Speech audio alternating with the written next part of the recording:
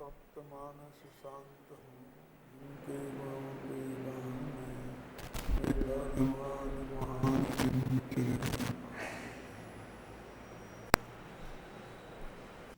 कल तक अपन 109 से 112 तक की गाथाओं पर चर्चा कर रहे थे, जिनमें ये बताया गया है कि जो परद्रव्य कर्मों का जो बंध होता है उनका कर्ता कौन है, वो उनके कर्तृत्व में 4 प्रकार के सामान्य प्रत्यय और 13 प्रकार के विशेष प्रत्यय बताए गए थे। 4 प्रत्ययों में मिथ्यात्व, अविरति, कषाय और योग हैं और उनके 13 भेदों में 13 गुण स्थान हैं। और उससे अंत में ये निष्कर्ष पर पहुँचे कि जीव और प्रत्यय, जीव जो बंध का कारण है वो प्रत्यय हैं, जीव नहीं है। अब कोई ऐसा सोच सकता है कि यदि ये प्रत्यय जीव से अनन्य हों, अनन्य माने एक हों, तो फिर आत्मा को उनका कर्ता कहा जा सकता है, क्योंकि इसके मन में ये बात है कि मैं नहीं करूँगा कर्म तो उन कर्मों का फल मुझे क्यों भोगना पड़ेगा, और ऐसा मानता है कि कर्मों का फल तो मैं भोग ही रहा हूँ, है ना। इसलिए करना भी मेरे ही हाथ में होना चाहिए, क्योंकि यदि दूसरे के किए का फल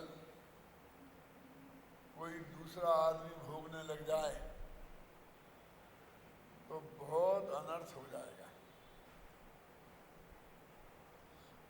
क्योंकि मैं भोग रहा हूँ इसका मतलब यह है कि मैं ही मुझे कर्ता भी होना चाहिए। यदि एक करे गलती और दूसरा भोगे तो इस सिद्धांत के हिसाब से ऐसा हो जाएगा, करे मूछ वाला पकड़ा जाए डाढ़ी वाला। और जो न्याय लोक में भी मान्य नहीं है। बौद्ध लोग ऐसा मानते हैं क्योंकि वो सर्वथा क्षणिकवादी है। वो कहते हैं प्रति क्षण दुनिया बदल जाती है, जो मैं कल था वो आज नहीं हूँ। 1 मिनट पहले का हुक्मचंद बिल्कुल अलग था, दूसरे मिनट के बाद का हुक्मचंद बिल्कुल अलग है। फिर अपन उनसे पूछते हैं भैया ऐसा है तो जो हम कल की बात हमें याद है वो क्यों है, तो उसका वो जवाब देते हैं वो जो पिछला हुक्मचंद है वो अगले हुक्मचंद को सारा चार्ज समझा के जाता है। जैसे कि एक कर्मचारी होता है, वो जो ड्यूटी पे से जाता है, रेलवे का बुकिंग करने वाला है, तो वो टिकट बेचता है। फिर जब वो उसकी ड्यूटी खत्म होती है तो दूसरा आदमी ड्यूटी पे आता है, तो उसे रोजाना वो चार्ज समझाना पड़ता है कि देखिए इतना पैसे हैं, इतना टिकट बिक गए हैं, ये सब उनको बताना पड़ता है, क्योंकि उसका जिम्मेवार कौन होगा, कोई घट जाएंगे पैसे तो बाद में कौन करेंगे। तो उसे बोलते हैं वो संस्कार, कि पहला आदमी दूसरे को अपने संस्कार दे जाता है, उसकी वजह से तुम्हें ये भ्रम हो जाता है ये दोनों एक हैं, और वास्तव में है बिल्कुल अलग अलग।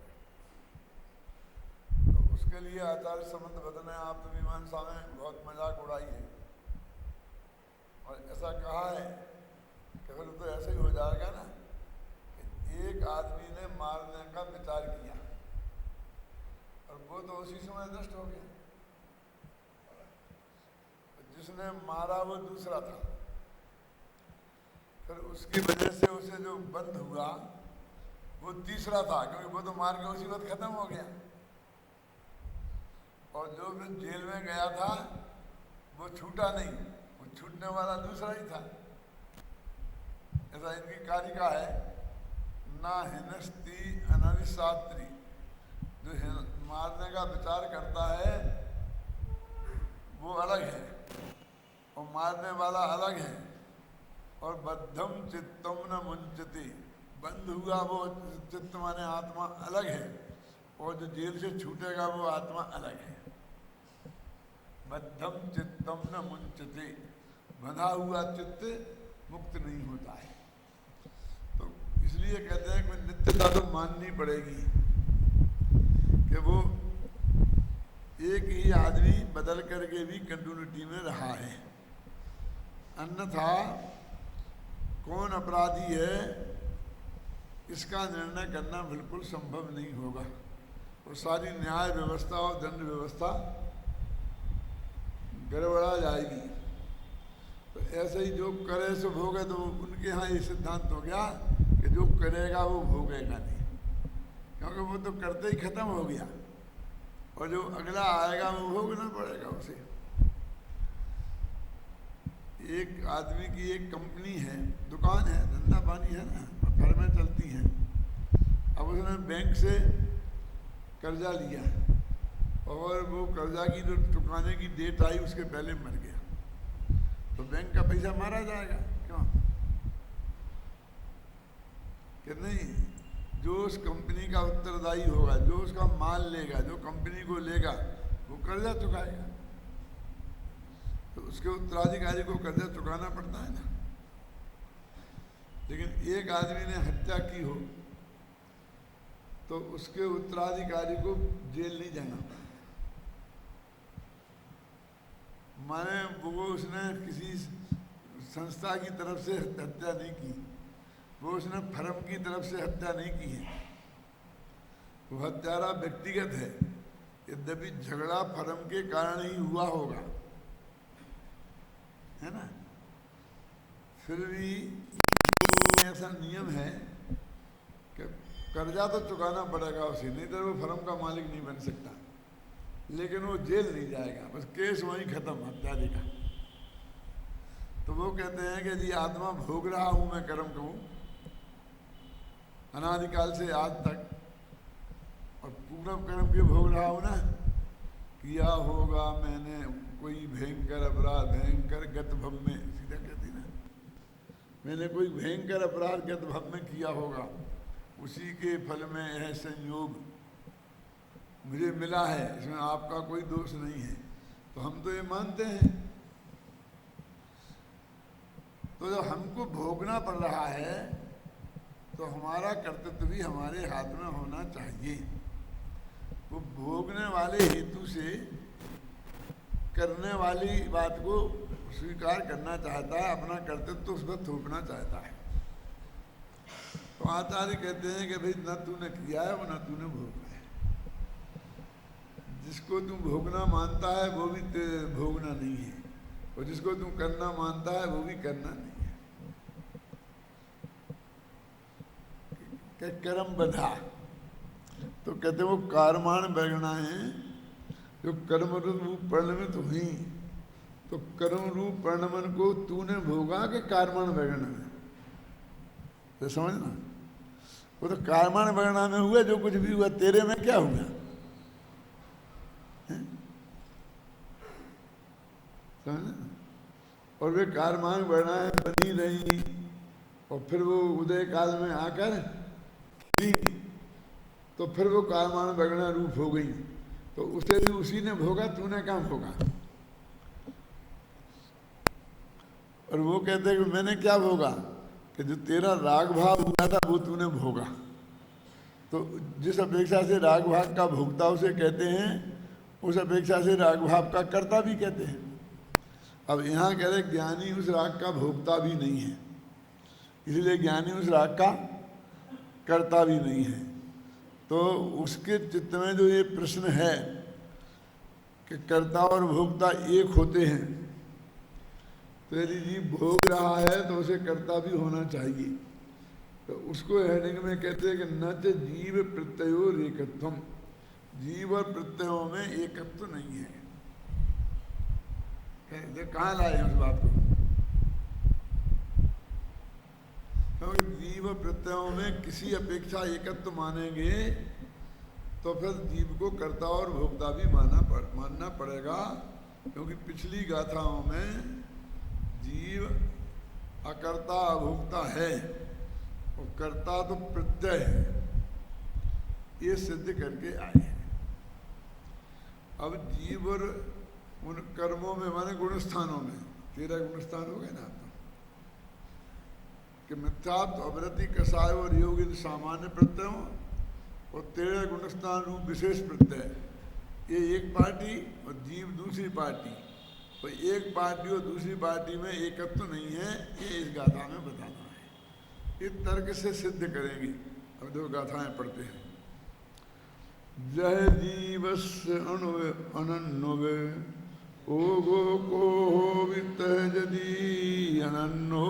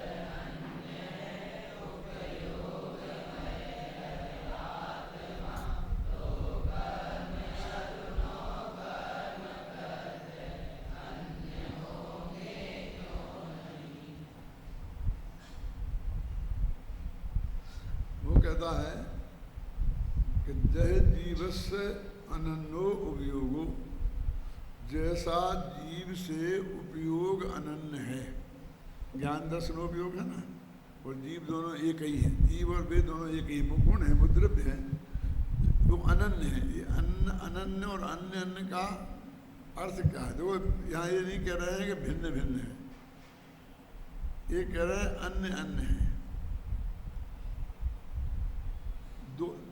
भिन्नता दो तरह की होती है, सुनो।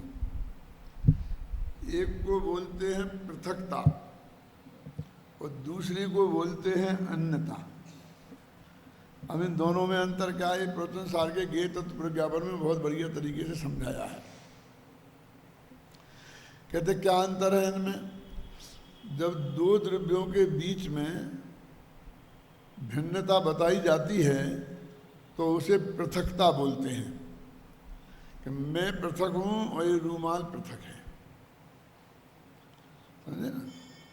और जब एक ही द्रव्य के गुण और पर्याय के बीच में, द्रव्य और गुण में, द्रव्य और पर्याय में, गुण और पर्याय में, एक गुण दूसरे गुण में, एक पर्याय का दूसरी पर्याय में जो भिन्नता बताई जाती है उसे बोलते हैं अन्यता। ध्यान रखो, क्योंकि फिर बाद में आपको ख्याल में इस तरह का प्रयोग बहुत आएंगे। अन्यता और भिन्नता में क्या अंतर है? स्त्री पुत्र, मकान जायदाद, रुपए पैसे और शरीर, इनसे मैं भिन्न हूं, मैंने पृथक हूं। और मोह राग देश और एक उपयोग, इनसे मैं अन्य हूं। राग देश में अपने में पैदा हुए, अपनी पर्याय है ना, तो एक हुए भिन्न और एक हुए पृथक और एक हुए अन्य। अब इन दोनों को ही भिन्न शब्द से प्रयोग कर देते हैं। अब हमें बारीकी से समझना पड़ेगा कि भिन्नता अन्यता के अर्थ में है कि पृथकता के अर्थ में है। और इसे हम प्रयोग तो वास्तव में बारीकी से ऐसा ही करना चाहिए, अन्यथा बहुत भ्रम फैल जाते हैं। लेकिन शास्त्र में भी नहीं ध्यान रखा इतना। जहाँ जैसी जरूरत पड़ी तो वहाँ उन्होंने भिन्न शब्द का प्रयोग अन्य के अर्थ में भी कर दिया और पृथक के अर्थ में भी कर दिया। तो अपनी, अब वो तो शास्त्र वाले तो लिख गए, और जिनवाणी में मौजूद है, और जिन विद्वानों ने प्रवचन में कह दिया तो वो भी मौजूद है। अब हम उन पे दोष मढ़ने से तो हमारा काम चलेगा नहीं।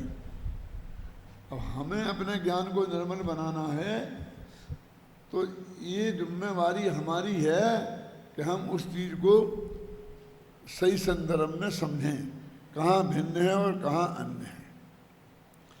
देखो ये दिक्कत कैसे होती है।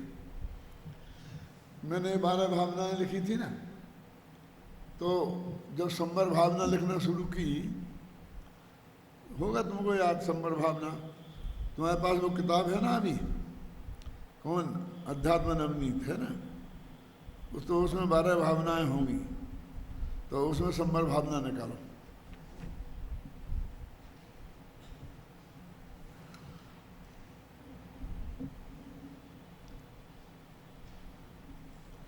संवर भावना में यहाँ से शुरू किया है कि देह देवल में रहे पर देह से जो भिन्न है राग जिसमें किंतु जो वह राग से भी अन्य है ना। अब ये बिल्कुल विवेक रख करके किया गया है कि वहाँ अन्य लिखा और वहाँ भिन्न लिखा। हम ऐसा कर सकते हैं ना इसे कि देह देवल में रहे पर देह से जो अन्य है राग उसमें किंतु वह राग से भी भिन्न। कर सकते हैं? नहीं कर सकते, क्योंकि वो देह है पर द्रव्य, तो देह से भिन्न है, और राग है उसी की पर्याय, इसलिए वो राग से अन्य है। उसमें क्या लगा, फिर उल्टा लगा क्या? समझ गए ना।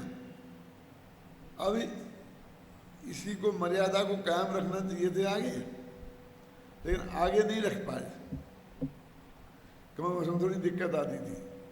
अब गुण भेद से भी भिन्न है, पर्याय से भी पार है। अब गुण भेद से अन्य लिखना चाहिए, लेकिन भिन्न है। अब तुम दोनों को पढ़ो, एक जगह दफे अन्य पढ़ो, एक दफे भिन्न पढ़ो, तो तुम्हें अंतर मालूम पड़ जाएगा क्या तकलीफ है। गुण भेद से भिन्न, इसमें अनुप्रास है।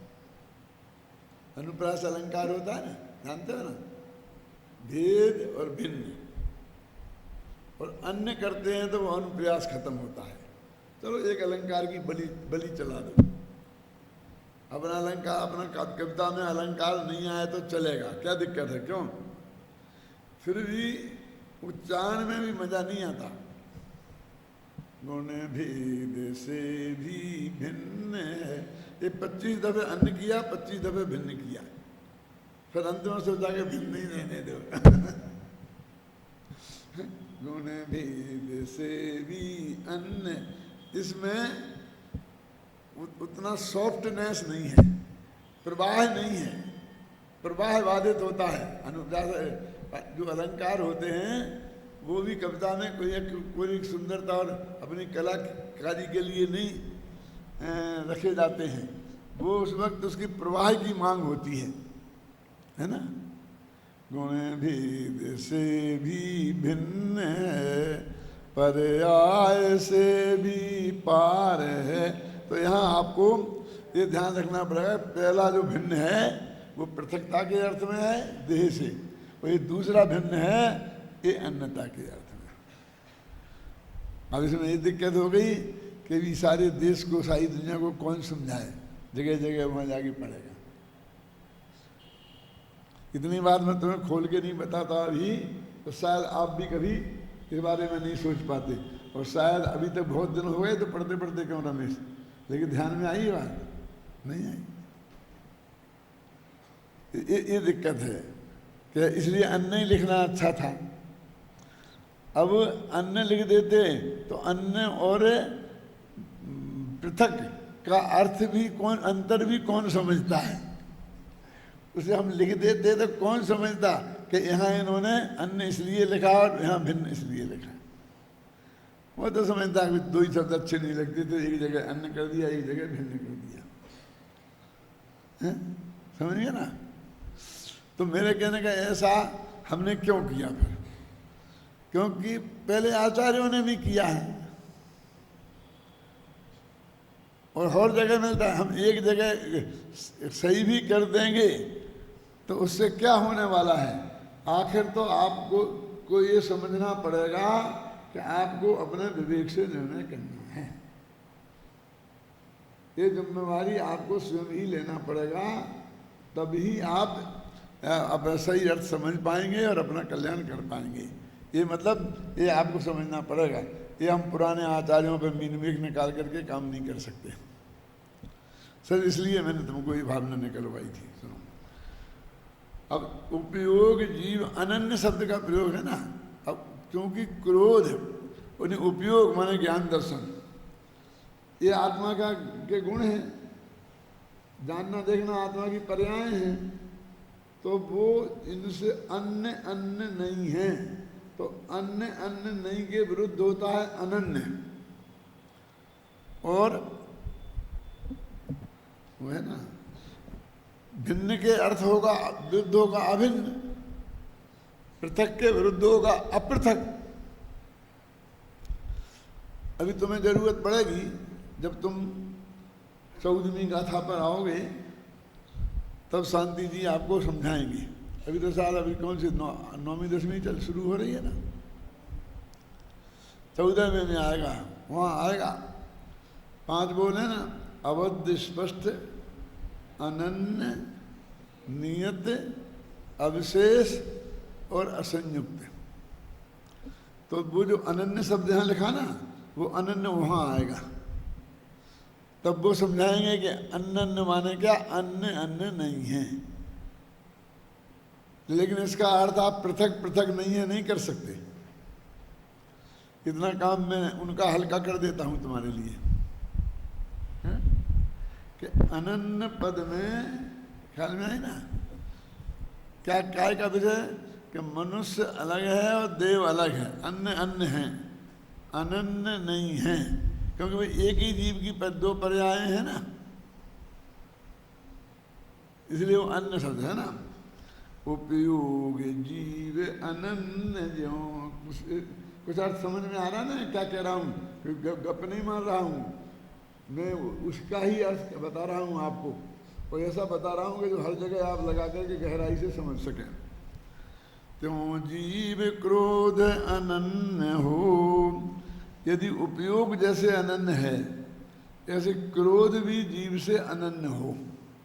वो कहना चाहते हैं कि क्रोध अनन्य नहीं है, उपयोग अनन्य है और क्रोध अन्य है। जो उपयोग जीव अनन्य ज्यों, यदि त्यों ही क्रोध अनन्य हो, ठीक उसी प्रकार क्रोध भी जीव से अनन्य हो, तो जीव और अजीव दोनों एक ही हो जाएंगे। फिर जीव अजीव में फर्क ही क्या रहा, जीव से क्रोध है अजीव और आत्मा है ज्ञान है जीव। जैसा ज्ञान अनन्य है ऐसा क्रोध भी अनन्य हो जाएगा, तो जीव और अजीव एक हो जाएंगे। आप समझे अर्थ आ गया ना ख्याल में उनका। देखो ये जो बात मैंने आपको समझाई है, अब इस गाथा को पढ़ो तो पद्यानुवाद को, तो तुम्हारी समझ में एकदम साफ साफ आ जाएगा। इसको समझ अनुवाद में कोई कमी नहीं है, आपने बुद्धि नहीं लगाई तो हम क्या करेंगे, उसमें तो हम कुछ कर नहीं सकते। उपयोग जीव अनन्य ज्यों, यदि क्रोध जी यदि त्यों ही क्रोध अनन्य हो तो जीव और अजीव। देखो अब प्राकृतिक की गाथा देखो किस तरह से उनको अनुसरण कर रहा है। जय जीवस्य अनन्यो उपयोगो, जिस प्रकार उपयोग जीव से अनन्य है, को हो भी ते अनन्यो, क्रोध भी उसी प्रकार अनन्य हो, तो जीवा जीवस्य, जीव और अजीव में दोनों एक अनन्यत्व मावन्नम, अनन्यत्व हो जाएगा। बिल्कुल बिल्कुल वही का वही है ना। मतलब पूरी गाथा से आप पद्यानुवाद में सब बात स्पष्ट हो जाती है। नीचे गद्य नहीं लिखे नहीं पढ़े तो चलता है ना। यदि जीव और अजीव दोनों एक हो तो इस तरह का दोष प्रत्यय कर्म अरनो कर्म में भी आएगा। ये ऐसा अनुवाद है इसमें आपको अन्वय नहीं करना पड़ेगा। अन्वय जानते हो ना, संस्कृत में पढ़ते तो आगे पीछे करना पड़ता है ना, वो बिल्कुल नहीं। इस तरह का दोष मैंने दो पंक्तियों में बराबर जो जुड़ रहा है, ऐसा नहीं कि भाई पंक्ति खत्म हो गई। इस तरह का दोष प्रत्यय हम समझे ना। यदि हम कहते मान लेंगे, हम तो क्रोध को और उपयोग जैसे अनन्य है, जैसा हम क्रोध को भी अनन्य मान लेंगे। वो क्या हमें क्या दिक्कत है, हम मान लेंगे। तो वो ये नहीं कहते हैं कि तुम्हें ये दिक्कत होगी, वो ये कहते हैं कि तुम इसे मानोगे तो फिर कर्म को भी अनन्य मानना पड़ेगा। फिर नो कर्म माने शरीर आदि संयोग, स्त्री पुत्र आदि, फिर इनको भी अनन्य मानना पड़ेगा। क्या है? यदि तुम ये करोगे तो इनको भी मानना पड़ेगा। समझा ना। अभी होता ना अपने कि भाई अपने विद्यालय में एक विद्यार्थी भर्ती होना था, तो वो कोई मिनिस्टर की सिफारिश लेके आ गया और उसके थे 52%। और वहीं जब वो उसे भर्ती करने लग गए, क्योंकि मिनिस्टर की शिकायत थी, तो वहीं 54% वाला खड़ा था। तो उसने कहा कि तुम इसे करोगे तो मुझे भी करना पड़ेगा। वो आ गई ना। अब देखिए कि मुझे करने में तो मैं तो 54 हूँ, ये तो पाँव नहीं है, ख्याल में ही ना। वो कहते हैं कि ये तीनों का एक ग्रुप था। क्रोध माने भाव कर्म और द्रव्य कर्म और नो कर्म, ये तीनों से भगवान आत्मा भिन्न है ना। क्यों? कम में नो कम मम्मी अहमद में कम से कम में नो कम मम, आता में नहीं आता। तो वो कहते हैं तुम तीनों को, एक ग्रुप को, एक को नहीं, तीनों को लेना पड़ेगा। आखिरकार उसे क्या करना पड़ा? कल मैं इसे भी नहीं लूंगा। ये नहीं कह सकता अच्छा तुम भी आ जा बेटा। तो यहाँ भी वही करना पड़ा ना इसको कि नहीं भैया, यदि शरीर को भी अपना मानना पड़ेगा, स्त्री पुत्र को भी अपना मानना पड़ेगा, तो मैं नहीं मानता। क्या पकड़ा है क्या?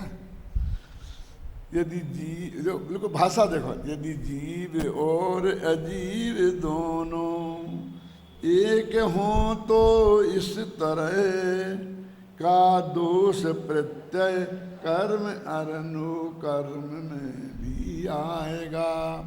ये मैं गाथा पर इस पर इसलिए समझा रहा हूँ कि मैं जो आपसे पाठ कराता हूँ वो इसलिए कराता हूँ कि आपको ऐसा, जब पाठ करो तो ऐसा अर्थ समझ में आता जाना चाहिए। जो अपना आमनाय नाम का स्वाध्याय है ना, वो इसका नाम है। कालाक्ष से हमारे समझ कुछ नहीं आ रहा, हमने भक्तंबर का पढ़ लिया पूरा, उससे कुछ भी होने वाला नहीं है। कहने साहब कुछ तो होना चाहिए, थोड़ा बहुत तो पुण्य बंद, कुछ ना कुछ तो होना चाहिए। क्यों? कुछ होना चाहिए, नक्की करना है ना आपको, तो होगा। आपका गला खराब होगा, आपका आधा घंटा का समय खराब होगा, ये मनुष्य का बहुत कीमती समय आपका चला जाएगा। ये होगा। संसार रंच मात्र भी कम नहीं होगा, बस इतना आप समझ लेना। बहुत स्पष्ट है बात। ये कहना भले ही बहुत कठिन हो, चल रहा है ना, तुमने यहीं रखा अभी तुम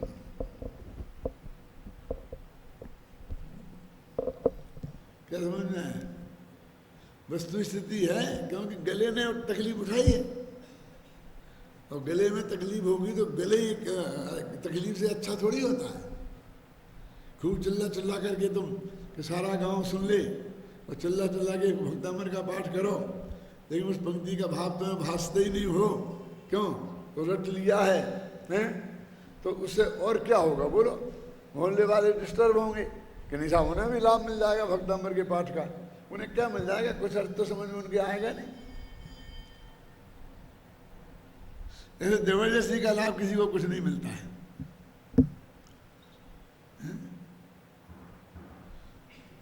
क्या? यदि जीव और अजीव दोनों एक हों, यदि इस तरह, उन्हें नहीं कहा जीव और क्रोध एक हो, तो नहीं कहा, क्योंकि क्रोध को अजीब तो हम सिद्ध करके आए हैं ना पीछे।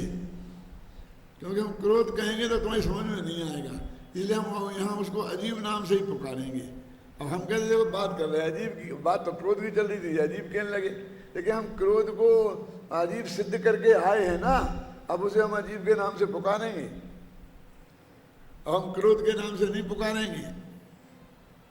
फिर कहोगे अच्छा अच्छा द्रव्य क्रोध को ले लो, अरे भैया वो तो कर्म में जाएगा, जब कर्म और नो कर्म में भी इस प्रकार का दोष आएगा ये कह रहे, तो ये जो है वो द्रव्य कर्म नहीं है, भाव कर्म है।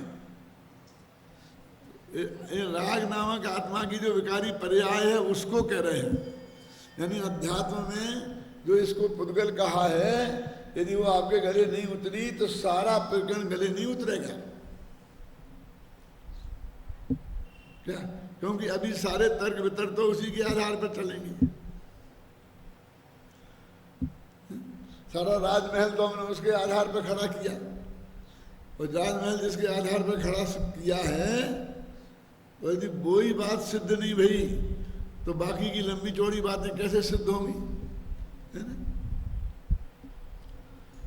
क्यों?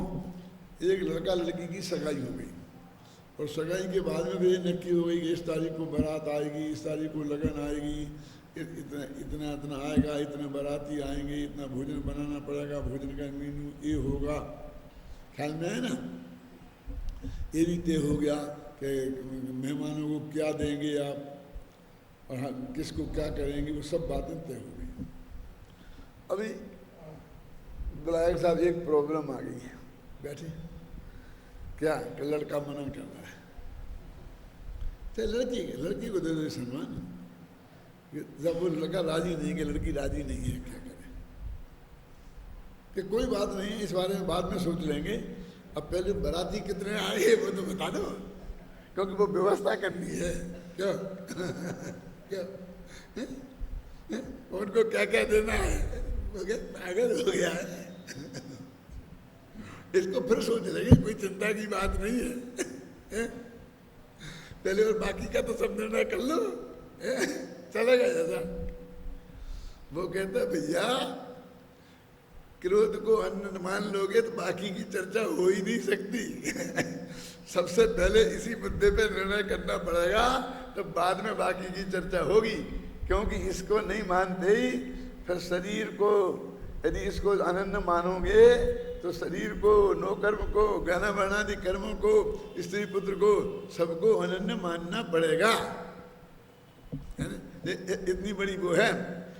यदि जीव और अजीव दोनों एक हों तो इस तरह का भेद का दोष प्रत्यय कर्म और नो कर्म में भी आएगा।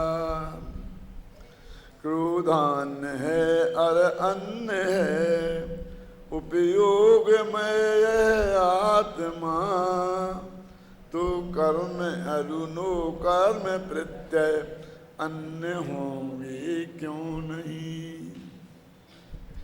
यदि तुम कहोगे क्रोध अन्य है और आत्मा अन्य है, यदि तुमने ये मान लिया, तो अब सिद्ध करने की जरूरत है कि शरीर अन्य है ज्ञाना वर्णादि कर्म अन्न है, स्त्री पुत्र आदि के नहीं, तो अपने आप सिद्ध हो जाएंगे। बोलो, इस गाथाओं का अब इससे ज्यादा सरल पद्यानुवाद हो सकता है?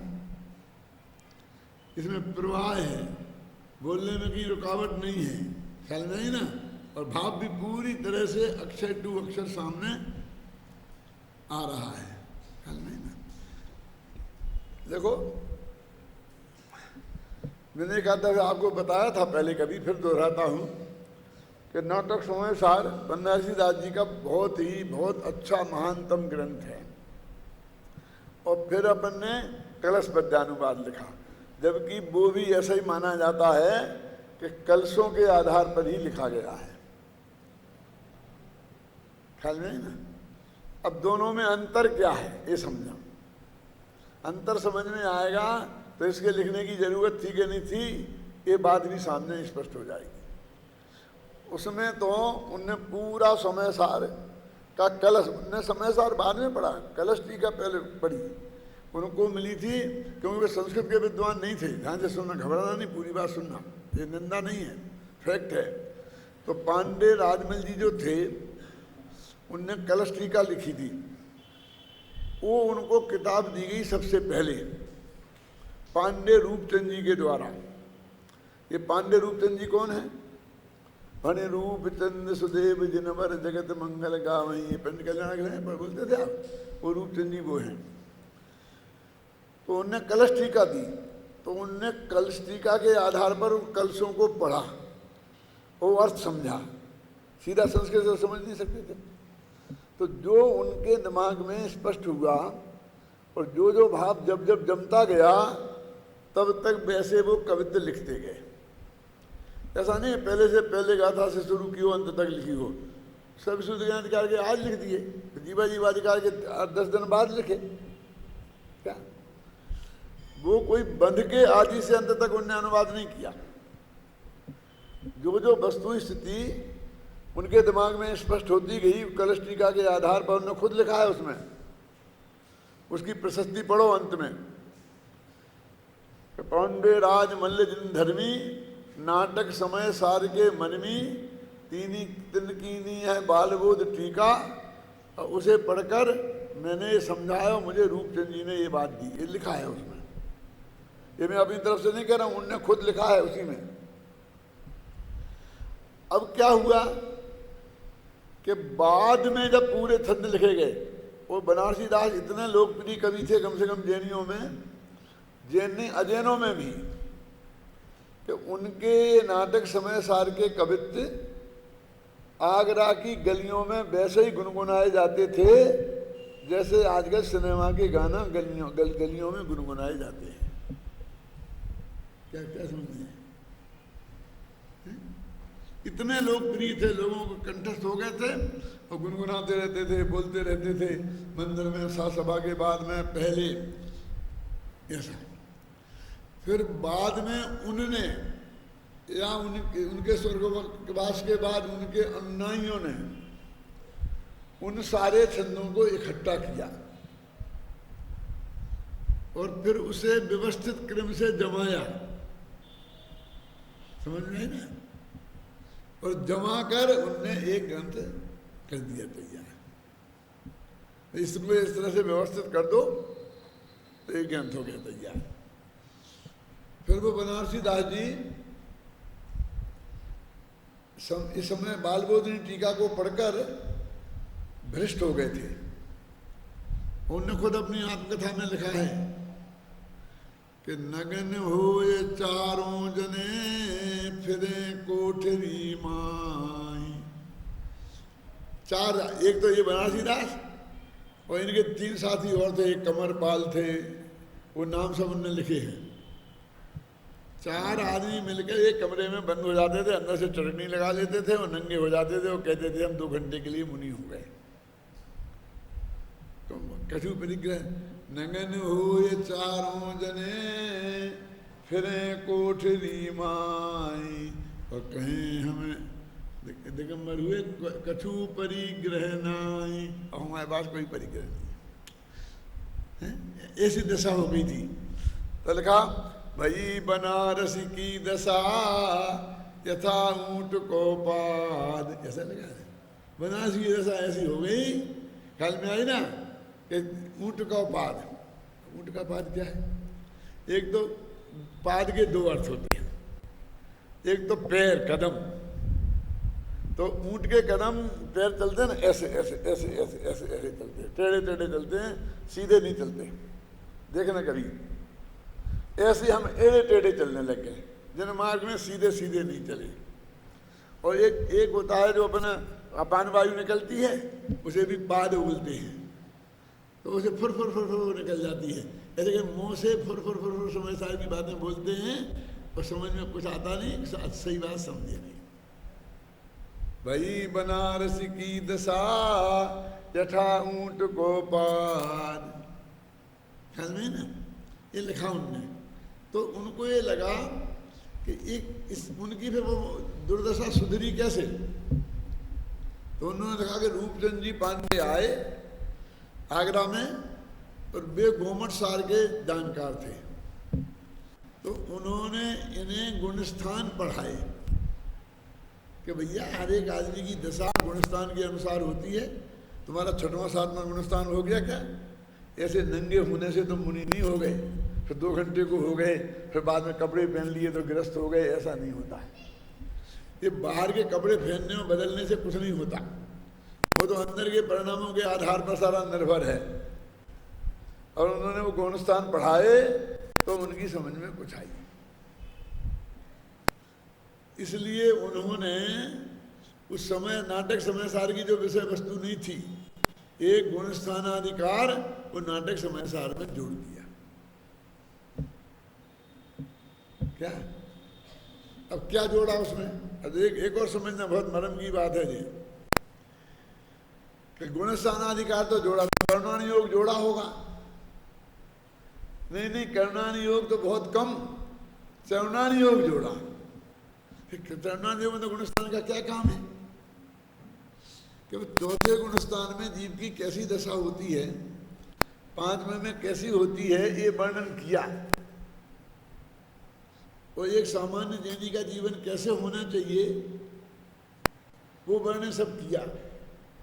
ये जो 22 अवक्षों के नाम आते हैं दादा, ओला घोर बरादश भोजन बहुबीजा बैगन संधान, ये नाटक समय सार का छंद है जो बनारसी दास ने लिखा कि पहले ये तो छोड़ो, 22 अवक्ष छोड़ो, 11 प्रतिमाओं का स्वरूप लिखा। इन सबका बहुत डिटेल वर्णन अच्छी तरह से किया। तो 4थे गुणस्थान में, 5वें गुणस्थान में जो हमारे श्रावक का आचरण होता है ना, उनकी खुद की भूमिका थी जो उन्हें बताई थी रूपचंद जी ने, और जिसकी कि भैया तुम्हारे ऐसे छोड़ने से तुम साधु नहीं हो गए, इसकी प्रक्रिया ऐसी, गुणस्थान प्रमाण ऐसी है, और कौन से गुणस्थान में कौन सा आचरण होता है वो उन्होंने उसमें लिखा। तो इस तरह अध्यात्म करुणा द्रव्यान योग के अध्यात्म से जो, यदि तुमने थोड़ा करुणान योग नहीं पढ़ा और थोड़ा गुणस्थान को नहीं समझा करुणान योग, तो अध्यात्म के साथ में एक खतरा है। और ऐसे आदमी थोड़े प्रतिभाशाली हो जाएं तो वे सबसे ज़्यादा खतरनाक हैं, क्योंकि वो जो मूर्ख होता वो तो अकेला अपने को बिगाड़ता है और वो हजारों को बिगाड़ता है प्रतिभाशाली। अब बनारसी दास कवि थे, श्रृंगार की कविताएं लिखा करते थे। अब उन्होंने इसकी भी लिख दी।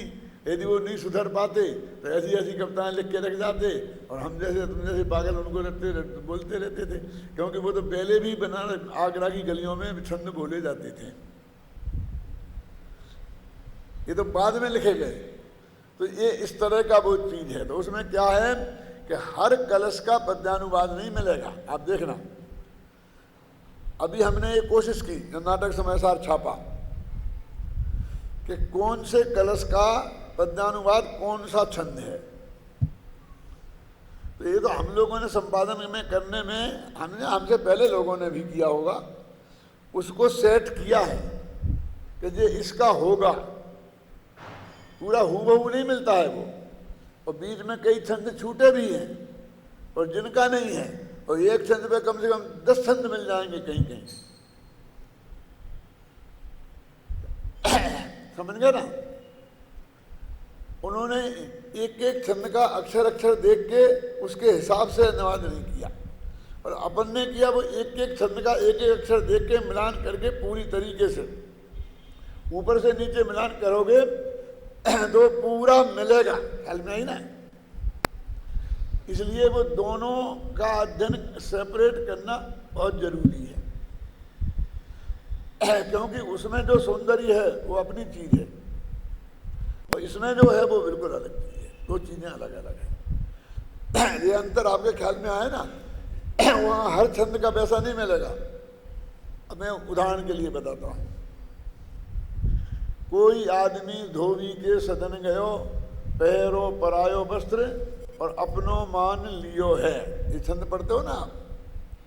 अब देखो कौन से कलश का पद्यानुवाद है ये बताओ? कोई कलश ही नहीं है ऐसा। क्या तो क्या है कि आत्मख्याति जो टीका है उस टीका में है। अब राजमल जी ने वो कलश टीका लिखी तो साथ में वे संस्कृत के विद्वान थे, तो उन्होंने वो आत्मख्याति भी पढ़ी थी, तो वो उदाहरण उठा करके उन्होंने अपनी कलश टीका में लिख दिया। तो इन्हें तो कलश टीका पढ़ी थी, वे समझ कलश का ही टीका ही का अनुवाद है, तो उन्होंने वो उदाहरण इसमें लिख दिया।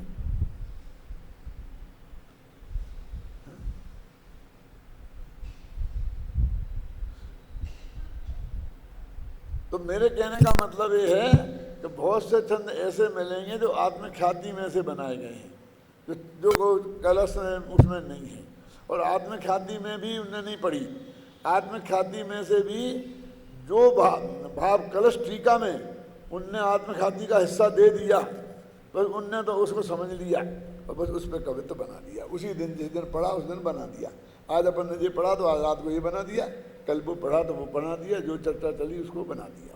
ऐसा यदि आप अब जो इतनी मेहनत करो तो करो फिर आगे पीछे। अब जो मैंने आपको इतनी अध्ययन करके ये सब बताया है, आप इससे ज़्यादा अध्ययन करके तब फिर इसमें कोई नया कमेंट्स कर सकते हो क्या, और बारीकी से उसको देखो तो कर सकते हो। तो कहाँ फुर्सत, किसको फुर्सत है उसकी? हो गया ना? क्रोधान है अर अन्न है उपयोग में आत्मा, तो कर्म अरुणो कर्म प्रत्यय अन्य होंगे क्यों नहीं। जब आत्मा का विकारी परिणाम क्रोध कोई हमने अन्न कह दिया तो वे तो अन्य हैं ही, वास्तव में वे तो भिन्न हैं, लेकिन इन्हें तो वहां अपनी बराबरी पर रखना है तीनों को। कौन कौन को? भाव कर्म, द्रव्य कर्म और नो कर्म, इसलिए उनको भी अन्य अन्य कह दिया। समझ गया? क्योंकि समय सार की ये टोन है, कम में नो कम्मम नहीं है विनिमय कम से कम में नो कम्मन, कम्म से परिणामम नो कम्म से तहीव परिणामम। ये पहली पंक्ति बोली है मैंने 19वीं गाथा की, और दूसरी पंक्ति बोली है 75वीं गाथा की। तो उन्होंने तीनों से भेद विज्ञान कराया है तो एक साथ कराया है। अब ये बारीकी में अभी वो आपको नहीं लेना चाहते हैं कि ये अन्य है कि भिन्न है, हैं? क्योंकि अभी तो उन्हें एक साथ सिद्ध करना है ना। तो जो जिससे भिन्न होगा वो अन्य तो है ही है। अन्यता वाली जो पृथकता है वो जरा कमजोर है, और भिन्नता पृथकता वाली जो भिन्नता है वो जरा मजबूत है। तो जब यही भिन्नता है तो वो तो होगी ही होगी। ख्याल में आई ना? देखो, अब मैं नहीं समझता हूँ कि गाथा का अर्थ पढ़ने की अपन को जरूरत है। अब अपन टीका पढ़ते हैं। अब इसमें कुछ माल ले नहीं गया है ज़्यादा, पढ़ लेंगे तो आज अपन इससे आगे आगे बढ़ सकते हैं। जिस प्रकार जीव के उपयोगमयी होने के कारण जीव से उपयोग अनन्य है, उसी प्रकार यदि ऐसी प्रतिपत्ति की जाए कि जड़ क्रोध भी जीव से अनन्य ही है,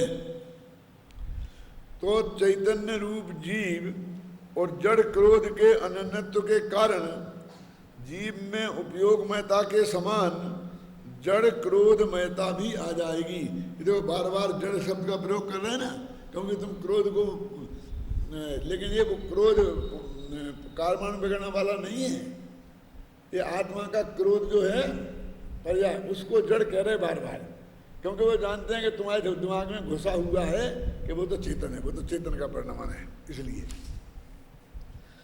मूल संस्कृत में यही है जो मैंने अभी हिंदी में पढ़ा, पढ़ो यदि संस्कृत पढ़ना। यदि यथा जीवस्य तन्मयत्वाद जीवाद अनन्यम उपयोगा तथा जड़ा क्रोधा अपि अनन्या एव प्रतिपत्ति। बिल्कुल हूबहू लिखा कि नहीं, हूबहू है, बिल्कुल अक्षर अक्षर है, घबराना नहीं। घर पे शांति से मिला लेना, संस्कृत जो जानते हैं वो मिला लेना। ऐसा होने पर भी जो जीव है वही अजीब सिद्ध होगा। इस प्रकार अन्य द्रव्य का लोप हो जाएगा। अब ये टीका में उन्होंने नई बात जोड़ी है कि इससे क्या दिक्कत है, हो जान दो, वो जीव अजीब हो जाए, हो जान दो, क्या अजीब जीव हो जाए, हो जान दो, ऐसे वो कह रहा है।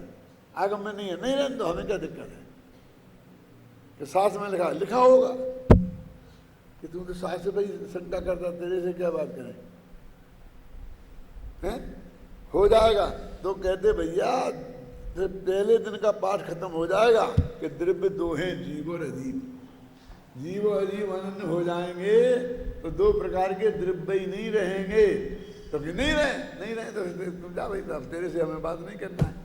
तुझे तो कुछ भी कहेगा, हाँ चले जाएंगे, दे जाएंगे, चले जाएंगे।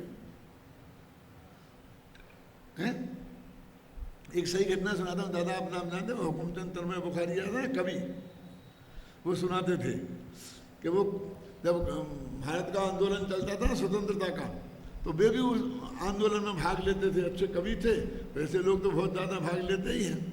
फिर जब जाके सबकी गिरफ्तारियां हुई तो वे सब छिप जाते थे, अंडरग्राउंड हो जाते थे, तो वे भी अंडरग्राउंड हो गए।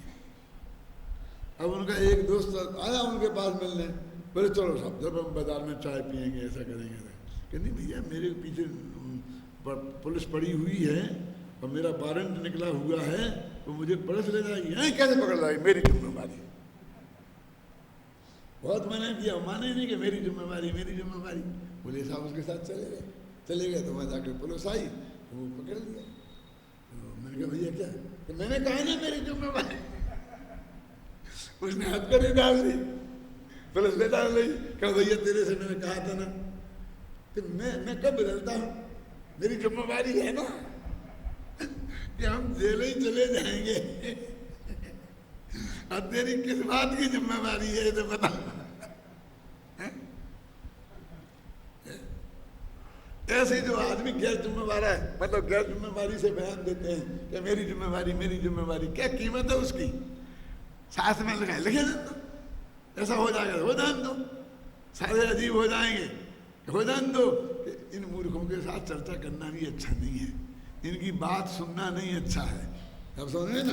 देखो, इसी प्रकार का दोष प्रत्यय कर्म और नो कर्म को भी जीव के साथ अनन्य मानने पर आएगा। अकेला क्रोध ही वो जीव अनन्य नहीं होंगे, बल्कि कर्म, नो कर्म, शरीर, ये सब जीव हो जाएंगे या फिर जीव ही अजीब हो जाएगा। यदि इस दोष से बचने के लिए कि दोनों एक ना हो जाए, यह स्वीकार किया जाए कि उपयोगमयी जीव अन्य है और जड़ स्वभावी क्रोध अन्य है। देखो, तो जिस प्रकार उपयोगमयी जीव जड़ स्वभावी क्रोध से अन्य है, उसी प्रकार जड़ स्वभावी प्रत्यय कर्म नो कर्म भी उपयोगमयी जीव से अन्य ही सिद्ध होंगे, क्योंकि उनके जड़ स्वभावत्व में कोई अंतर नहीं है। जैसा जड़ स्वभाव है वैसे भी जड़ स्वभाव है। जिस प्रकार क्रोध जड़ है, उसी प्रकार प्रत्यय कर्म नो कर्म ये भी जड़ है। इस प्रकार जीव और प्रत्ययों में एकत्व नहीं है। आगे ना क्लियर होगी बात? देखो, अब इसमें देखो क्या क्या वीकनेस है, जरा समझना। यहाँ पर क्रोध को वैसा ही जड़ मान कर बात की जा रही सारी की सारी। यदि वो जिस अपेक्षा से क्रोध चैतन्य की पर्याय है वो बताएंगे खुद, तो उस अपेक्षा से सारी बात फैल हो जाएगी। क्योंकि मेन आधार तो ये है कि हम क्रोध को जड़ मान के सारे तर्क दे रहे वो। अब वो मेन बातें ही सिद्ध नहीं हो तो, और वो उसमें हमें शंका है कि गुस्सा जो हमें आता है वो उसमें रूप रसगंध स्पर्श तो है नहीं, और पुद्गल तो उसे कहते हैं जिसमें रूप रसगंध स्पर्श होता है। इसलिए जो अध्यात्म की शैली को नहीं जानते उनके गले उतारना बहुत कठिन है। वे आकर के होमर साल निकाल के बताएंगे, ये बताएंगे देखो ये चारित्र गुण की विकारी पर्याय है, ये श्रद्धा गुण की विकारी पर्याय है मिथ्या, तो इसे तुम पुद्गल कैसे कह सकते हो, इसमें रूप रसगंध स्पर्श नहीं है। तत्वासूत्र में लिखा है स्पर्श रसगंध वर्णता पुद्गला, 1000 प्रमाण पेश कर देंगे और उनकी बात शास्त्र के अनुसार तो है ही। अब जनता में वो भी गले उतर जाएगी क्योंकि वह स्थूल है। अब तुम्हारे अध्यात्म की ये शैली है, क्यों न्यारो पूत पड़ोसी बराबर। तुम तो ये कह दिया कि न्यारा हो गया तो पड़ोसी जैसा है, जैसा पड़ोसी का कभी सहयोग मिल जाएगा ऐसा उसका मिल जाएगा। रोजीना की रोटी दाल को तुम्हें बना के नहीं खिलाएगा, उसकी पत्नी तुम्हारी रोजीना की सेवा नहीं करेगी। अस्पताल में जाओगे तो जैसे पड़ोसी जाएंगे जैसे वो भी आ जाएगा, तो उससे तुम्हारा काम तो चलने वाला नहीं है ना। अब कैसी बात करते हो, यहाँ पूत पड़ोसी वाला कैसे हो सकता है, उसके तो तुम सगे माँ बाप हो, म्यूनिसपैलिटी में नाम लिखा है, तुम्हारे पड़ोसी का तो तुम्हारे म्यूनिसपैलिटी में कहीं नाम लिखा ही नहीं है। अब तुम बहस करोगे, लोग कहेंगे हाँ बिल्कुल कैसे हो सकता, बेटा पड़ोसी जैसा कैसे हो सकता है, बेटा तो बेटा है। अरे तुम उस अपेक्षा बात करो, यदि तुम अपनी अपेक्षा पर सही खड़े नहीं रहोगे तो ये बात भी समझाना बहुत कठिन काम है कि न्यारा पूत पड़ोसी के बराबर होता है। ये भी हम किसी के गले नहीं उतार सकते हैं। अंतर समझ में आया कि नहीं आया? इसलिए कहते हैं ये अध्यात्म की अपेक्षा को समझना बहुत जरूरी है, क्योंकि सारा राजमहल इसी के आधार पर खड़ा किया गया है। बाकी क्या